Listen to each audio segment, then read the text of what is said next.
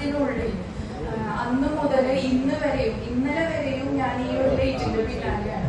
കാരണം എനിക്കിത് കൈകാര്യം ചെയ്യാൻ പറ്റാത്ത അവസ്ഥയായിട്ടുണ്ട്.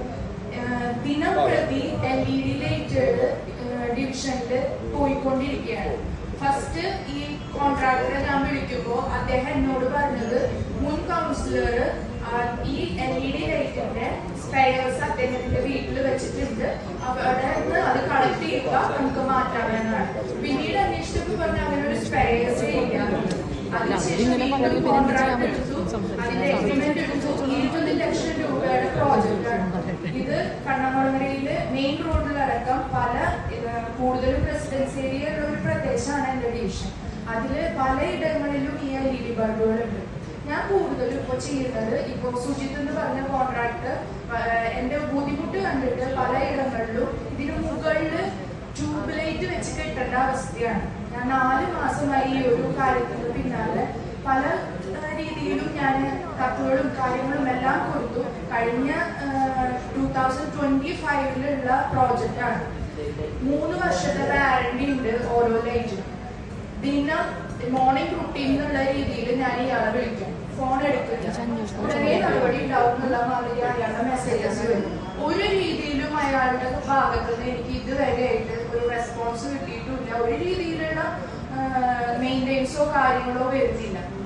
പറയുന്നത് അഗ്രിമെന്റിൽ മെയിൻ്റെനൻസ് എന്ന വാക്ക് ഇല്ല എന്നുള്ളതാണ്. ഒരു വാക്കില്ലാത്തത് കൊണ്ട് LED ലൈറ്റ് മാറ്റി തരില്ല എന്ന് പറയുന്നത് എത്രത്തോളം ശരിയാണെന്ന് എനിക്കറിയില്ല.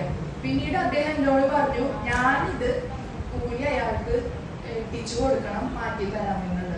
കൗൺസിലറായ ഞാൻ എങ്ങനെയാണ് ഇത് ചെയ്യേണ്ടതെന്നുള്ളത് എനിക്ക് അറിയാത്ത അവസ്ഥയാണ്.